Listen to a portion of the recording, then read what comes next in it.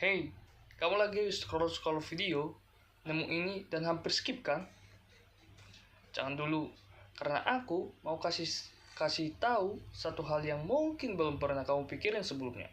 Gimana caranya Indonesia dengan 17.000 pulau, 1.300 suku, dan ratusan bahasa yang berbeda-beda bisa tetap jadi satu dengan sampai hari ini? Jawabannya bukan karena keberuntungan, ada ilmunya. Jadi kita bahas sekarang. Ayo, let's go.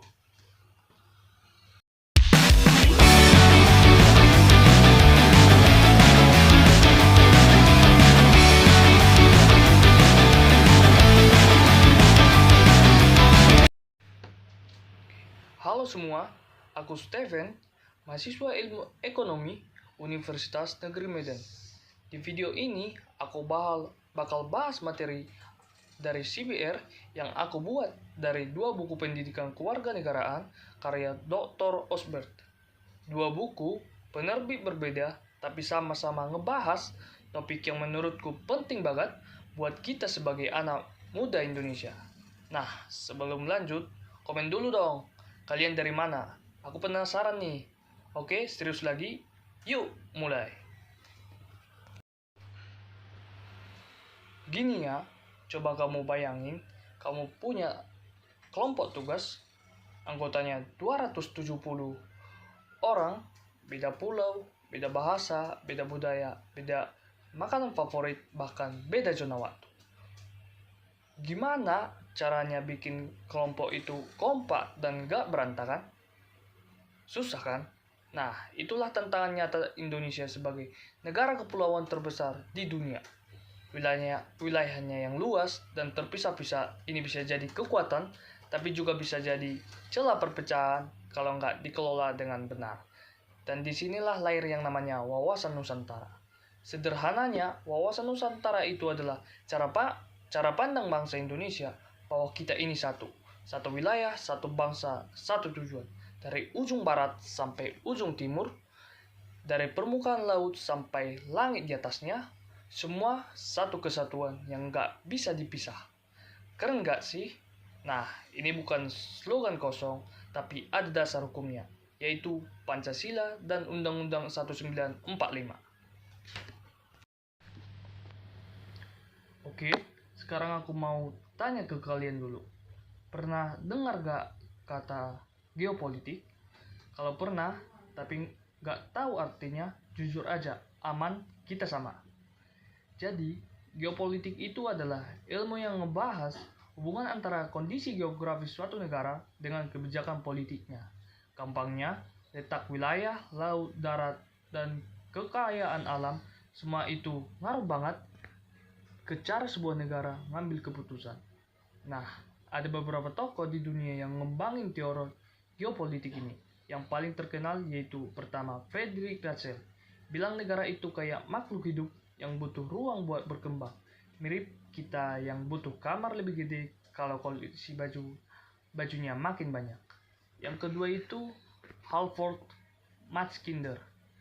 Punya teori Heartland, siapa yang kuasain daratan strategis dunia, dia yang berkuasa. Yang ketiga itu Alfred Thayer, mahan fokus ke laut. Kuasain laut, kuasai perdagangan dunia. Kedengaran keren gak? Tapi tunggu dulu.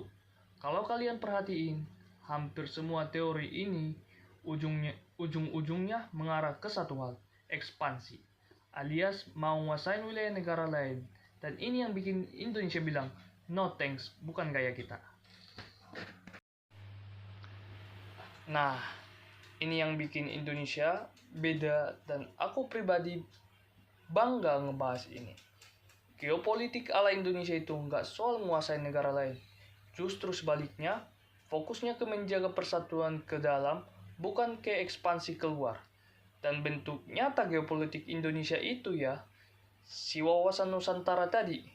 Wawasan Nusantara punya 3 unsur utama, dan ini gampang banget diingat. Yang pertama itu, wadah. Ini soal wilayah dan sistem negara kita, tempatnya. Yang kedua itu, isi dan cita-cita dan tujuan nasional kita. Isinya itu sesuai Undang-Undang 1945. Yang ketiga itu tata laku. Ini yang paling penting. bagaimana kita bersikap dan bertindak dalam kehidupan sehari-hari. Nah, yang ketiga itu tata laku. Itu tanggung jawab kita. Bukan cuma pemerintahan, bukan cuma aparat, tapi kita semua. Misalnya sesederhananya, Kak, nyebarin hoax yang bikin perpecahan, menghargai teman yang beda suku atau agama, atau bangga pakai produk lokal. Itu semua bagian dari wawasan Nusantara loh. Kalian udah lakuin itu belum? Kalau enggak, lakuin sekarang. Oke, sekarang kita masuk ke bagian review bukunya. Jadi aku bandingin dua buku dengan judul yang sama persis. Pendidikan Kewarganegaraan, tapi dari penerbit yang berbeda. Dan ternyata fokusnya beda loh. Buku pertama dari penerbit Obelia lebih dalam mengebahas nilai dan filosofi wawasan Nusantara. Cocok buat kalian yang mau ngerti kenapa dan maknanya. Buku kedua dari CV Harapan Cerdas lebih banyak bahas teori geopolitik dari para ahli dunia sebelum nyambungin ke konteks Indonesia. Cocok kalau kalian mau ngerti gambaran besarnya dulu. Keduanya bagus, tapi keduanya juga sama-sama nyebutin satu kelemahan yang jujur bikin aku mikir. Implementasi wawasan Nusantara di masyarakat masih belum merata. Masih banyak yang tahu teorinya, tapi belum beneran ngejalani. Dan mungkin kita salah satunya. Yuk jujur sama diri sendiri. Oke, kita udah sampai di penghujung video ini. Jadi kalau aku rangkum dalam satu kalimat, wawasan Nusantara itu bukan hafalan ujian. Ini adalah cara kita mencintai Indonesia dengan benar.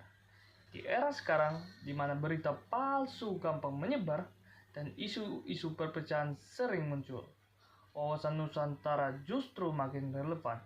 Kita perlu ini. Sebelum aku tutup, aku mau tinggalin satu pertanyaan buat kalian.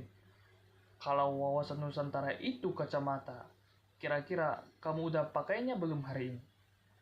Tulis jawabanmu di kolom komentar ya. Aku baca semua kok. Kalau video ini bermanfaat, share ke teman-teman kalian. Siapa tahu mereka juga butuh kacamata ini. Sampai jumpa di video berikutnya. Dadah.